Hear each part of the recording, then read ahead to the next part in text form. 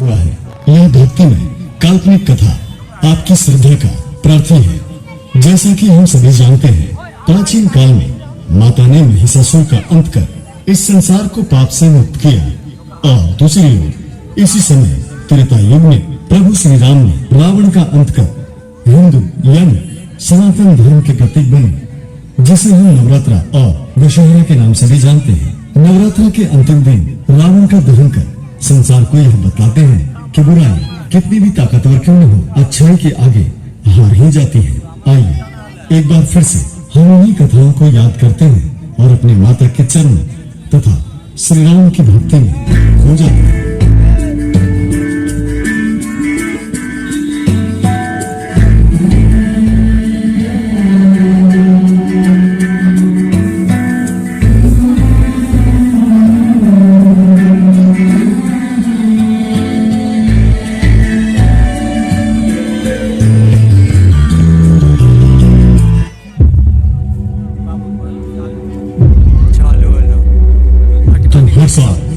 रावण को इसलिए जलाते हो क्योंकि तुम जानते हो रावण कभी मरता नहीं।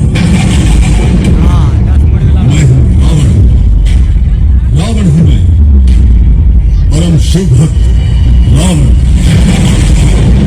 जिसके नाम मात्र से केवल लोग कांपते हैं। मैं वो रावण हूँ जिसने शक्ति के बल पर शिव समेत पूरे कैलाश को उठा लिया था।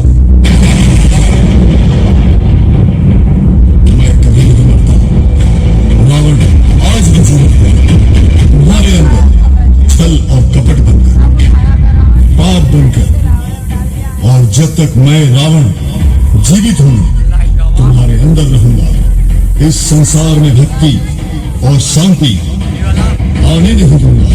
पाप का राज्य होगा, सिर्फ पाप का।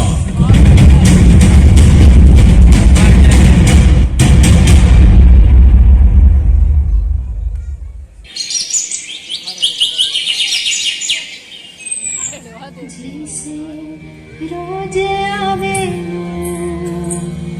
तू तेरे सुन के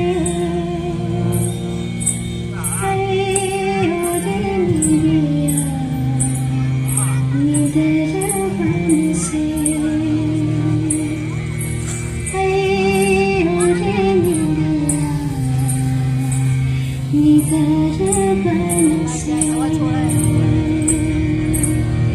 जैसे रोज आवेलू तो तेरे सुनी के, जैसे रोज आवेलू तो तेरे सुनी के, आए ओरे निदर बन से, आए ओरे निदर बन से।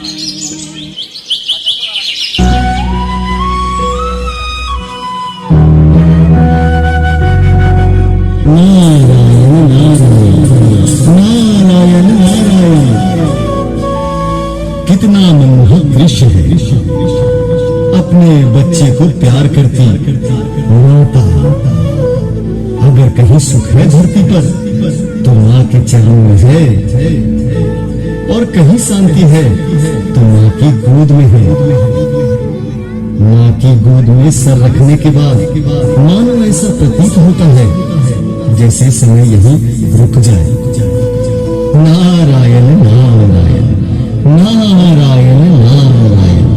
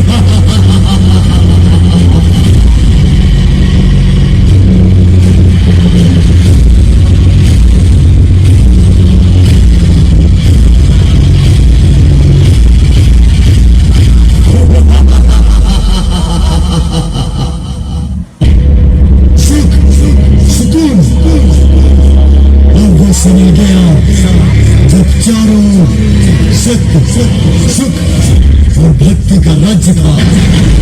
जो बच्चा अपनी माँ के गोद में खेलने का स्वप्न देख रहा है, कहीं वही माता अपने बच्चे को कोख में न मार दे। जिस बच्चे को उसकी माता अपने सीने से लगाए है,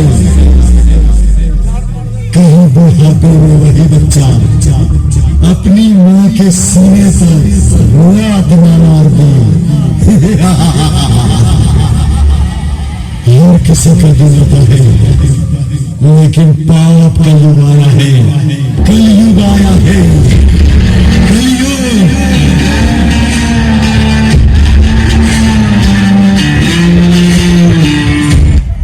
तुम सभी से एक मानव से मैं पाप करवाऊंगा।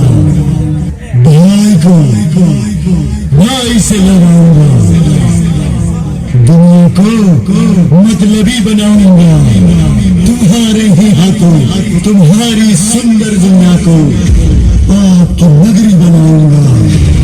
ऐसी माया रचूंगा कि जिस ईश्वर भगवान के सामने तुम सिर झुकाते हो, उसी ईश्वर से संदेह करोगे कि भगवान होते भी हैं या नहीं।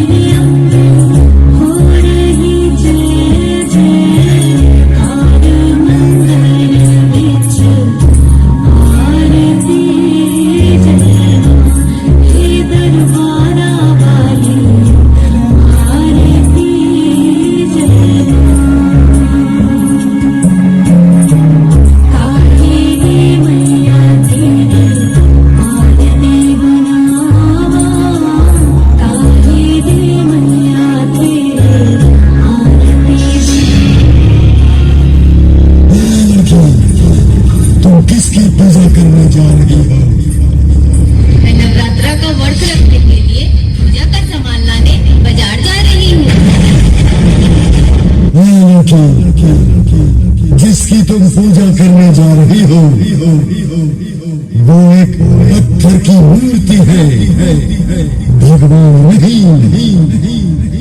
क्या तुमने भगवान को देखा है? इस संसार में भगवान नहीं होते, और अगर होते हैं तो इसका प्रमाण दो, अन्यथा मृत्यु के लिए तैयार हो जाओ।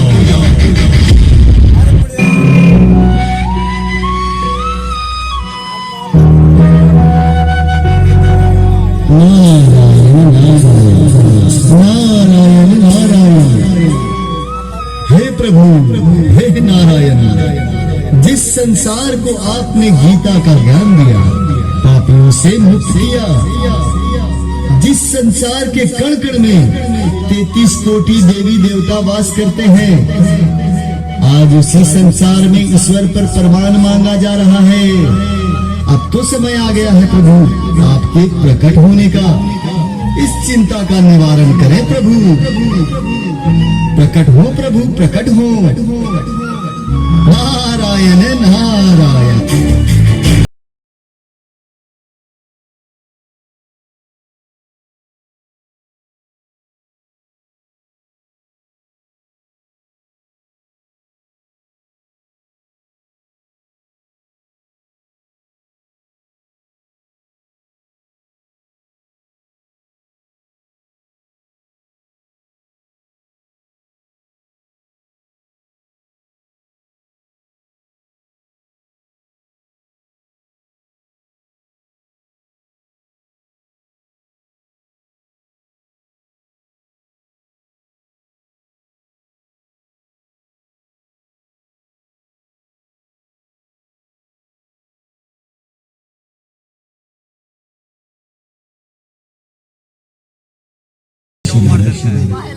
ये कलयुग का प्रभाव है। कलयुग में मानव के राम और राम पाप और पुण्य सब अच्छा बुरा जानते हुए भी केवल अपने निजी स्वार्थ के लिए पाप करते हैं। परंतु प्रभु इस बढ़ते पाप के युग में जो सच्चे लोग हैं उनका क्या होगा? देवरी सिंह कलियुग में सच्चाई से रोशनी नहीं होने पड़ेगी, परंतु पूरी तरह से बात नहीं है। कलियुग में जितना पाप बढ़ेगा उससे उतना ही आसान होगा। इस युग में संकट से घिरा कोई भी लोग अगर एक बार सच्चे मन से मेरा स्मरण करें उसके सारे संकट मिट जाएंगे। वही कारण है कलियुग में जन्म लेना सौभाग्य की बात है, क्योंकि इस युग के बाद एक नई सुबह होगी और होगी एक नए सुनहरे युग की शुरुआत।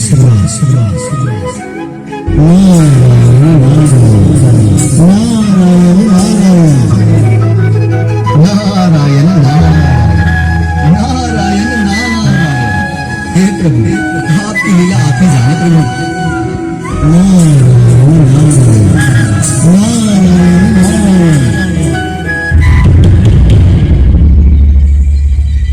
प्रमाण दो अन्यथा मृत्यु के लिए तैयार हो जाओ। ये सृष्टि है, यही प्रमाण है कि ईश्वर है। तुमसे जो कार्य नहीं होता है उसे तुम किस्मत और इत्तेफाक का नाम दे देते हो। वह इत्तेफाक और किस्मत नहीं बल्कि भगवान की लीला है। यह प्रमाण है कि भगवान है। तुम किसी को मृत्यु दे सकते हो मगर जीवन नहीं दे सकते। जीवन ही प्रमाण है कि भगवान है।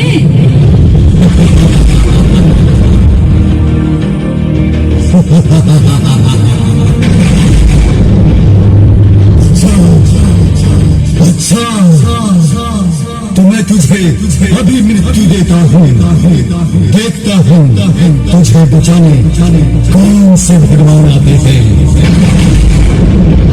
आते भी है या नहीं।